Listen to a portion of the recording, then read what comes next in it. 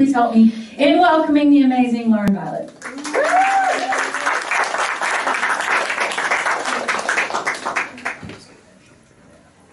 All right, thank you, Marina. For those of you who don't know me, yes, I am Lauren Violet, and I am a sex and relationship coach.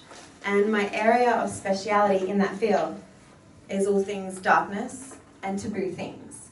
So tonight, I'm going to be talking to you about our dark energies, about our dark masculine and our dark feminine. And yes, some of the things I say might make you feel uncomfortable. They might be challenging or confronting to hear, and that's okay. But we're going to start by talking about, as Danny has already pointed out, one of our society's currently most feared energies. And thank you.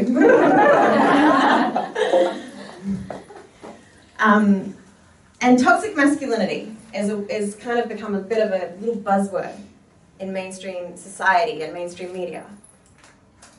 And there are multiple movements and campaigns that have risen over the last few decades that actively make a stand against toxic masculinity. So who here in the room has heard of toxic masculinity? Raise your hand. Yeah, nearly everyone. What do you associate with toxic masculinity? Throw out some words. What does it make you think of? Men. Beautiful. Me Too movement. Me Too movement. CD. Controlling. Controlling. Possessive. Possessive. Man-shaming. Man-shaming. Predator. Predator, yeah. Predator. Yeah, beautiful. Thank you. So, as we've already identified, a lot of that is down here. But if we've got toxic masculinity in society, I mean, we can't have just masculine energy present. What about toxic femininity? Has anyone heard of that? Has anyone heard toxic femininity talked about? Raise your hand. Cool, a few, but less. Less than toxic masculinity. As we said, somebody yelled out men for toxic masculinity. There's already a narrative there, yeah? Men versus women, them versus us. There's a lot more awareness around toxic masculinity. So what do you think of when we talk about toxic femininity? What comes to mind? Throw it out. Evil. Evil. Manipulative. Manipulative. Witch. Witch. I'm a witch. Beautiful. So yeah, manipulative. I liked evil. That was cool. But yeah, still out here, right? Okay, take a minute just to notice. Society's narrative on toxic masculine and toxic feminine is all down here. It's all in your dark energies. And we do in fact live in a society that applauds this.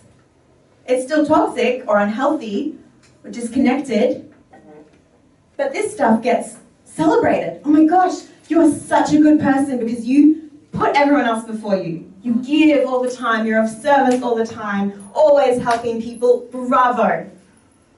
Even this, still toxic feminine, but society's once again applauding them. Everyone loves a people pleaser. People love people pleasers because people are getting pleased. But the person who's doing the pleasing is completely out of connection with this. So notice, society suppressing this shit and applauding this. Like, this is great. But why are we applauding this stuff? And what happens when we create suppression of something that's part of us and we push it down? It's going to leak out and you're going to see this and this and the polarities. So, the fact that you're all here tonight speaks to the capacity for change of that narrative. And we can release the taboo of our dark energies. And we can release the taboo of our toxic dark energies because we all have them. We are all of this. We're born here. And this is life. And we get to find our way back to here to dance in the middle. And we'll still step out. We'll still step out all over the map.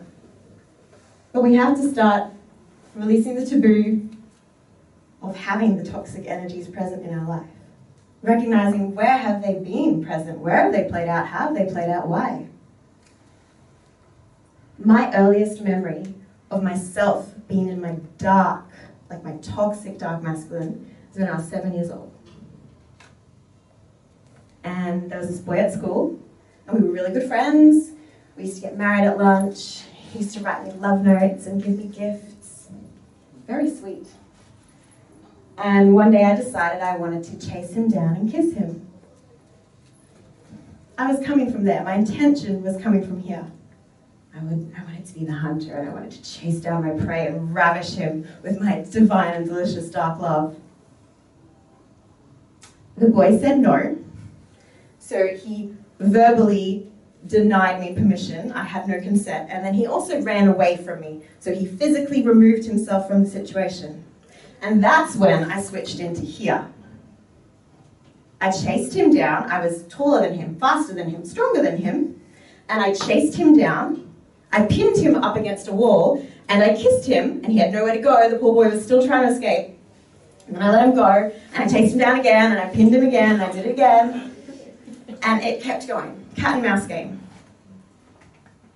And I was completely violating his consent. I was in my seedy, abusive, rapist energy at 7 years old. And like, you laugh, right? It's funny. It's a little kid chasing down another little kid. How is that like rapey? It's the micro to the macro. Okay? Because the way that plays out in adults is violence, aggression, abuse, rape, murder. And I honestly hold the belief that all of you have, at some stage in your life, sat here.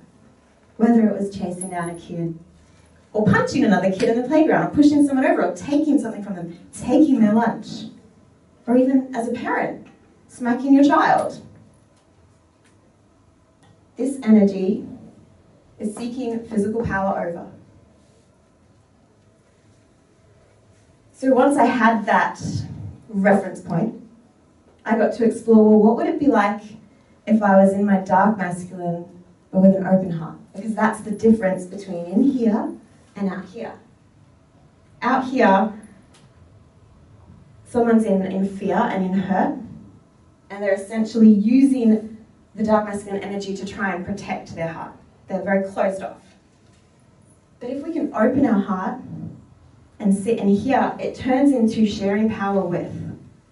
A beautiful dark power with. And it's something I've really only explored these in an open-hearted way in the last couple of years. And for me, this one has been amazing. Yes, being sexually dominant is fun, in a healthy, consensual way.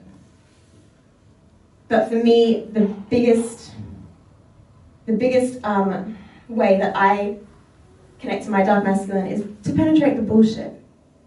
And first I did that with myself.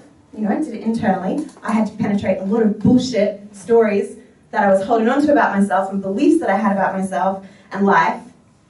And then once I was able to hold that with myself, I got to experience it externally, as a mother with my children. Penetrating the bullshit is really important as a parent.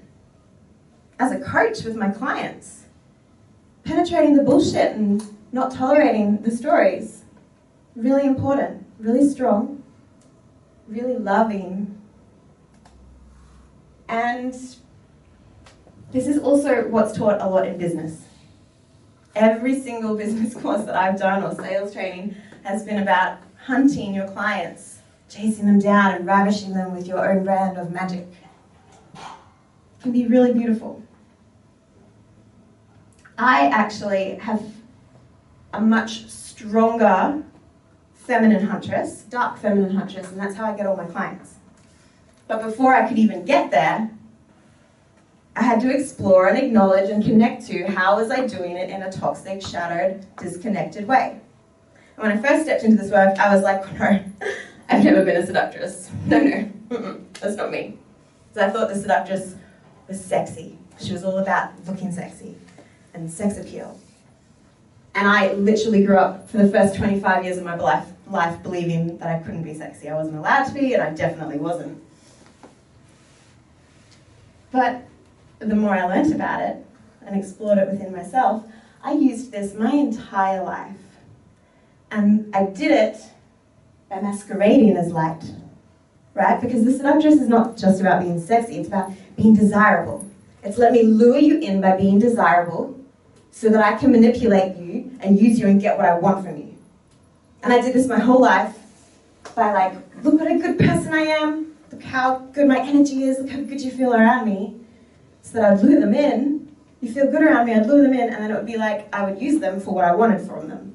Most of the time it was validation. I wanted validation that, yes, you're a good person. And then I'd do something shit, and I would feel wounded, and I'd be emotionally penetrative because I couldn't hold my own emotions. So I would use them again. It would be like, you know, hold me, hold my emotions for me, take care of them for me, validate me. I actually have done this my entire life. I was really good at it. It's not effective. And once I realized that, I was able to be like, well, what would it be like if I connected to that energy with an open heart? Because here, my heart was closed off. I was using that energy for protection. I was very scared. Lots of fear, lots of hurt. And when we explore that energy with our heart open, one of the first things that I connected to was emotional awareness. So no more emotionally penetrative traits or behaviors, because when you start exploring your open-hearted emotional awareness, you don't need anyone else to hold you, to hold your emotions. You can do that yourself. And I mean, who here has ever heard or used or received the phrase, don't be so emotional, you're too emotional, don't be oversensitive? Anybody? Yeah? Cool. So once again, society's like, no emotions, this shit's great. Applause, applause. But to be able to be seen, like to be able to see our emotions ourselves, acknowledge them, and to then let them be seen and heard and felt and held by ourselves is very vulnerable, first of all. All my clients in the room who have worked with me before, we do emotional release practices and they usually hate them at first. Because suddenly your heart's open and you're holding yourself and it's scary. And it's vulnerable. And then it's freeing and it's very powerful. And then once I had that, I got to explore my dark feminine huntress in a different way. So remember, I'd previously done it down there and it wasn't working well for me because I could never be validated enough. And I explored my dark feminine huntress. Actually, I learned it very well and how good I was at it with an open heart in a strip club. Last year was the first time I ever stepped into a strip club, and it was for my interview to be a stripper. And I had a stripper coach at the time. She was this gorgeous, like, conscious stripper queen, exotic empowerment coach. She's so beautiful. And she was teaching me to hustle with heart, which is this, again. And I tried it for a couple of nights, and I was okay at it, but I was way better at this. The dark feminine huntress, she's still a seductress. She still hunts in the same way, right? But her heart's open, it's not closed off. She's not protecting herself in fear, she's coming from love. And it's the same way that I get my clients in coaching. This is the business model that I use. And obviously what works best is when we combine the two. So my invitation for you tonight is just to start to think about your life. Where have you made your darkness wrong? Because remember, this stuff's beautiful too. It's okay to be a predator. From here, like the hunter, it's okay to be the seductress from here.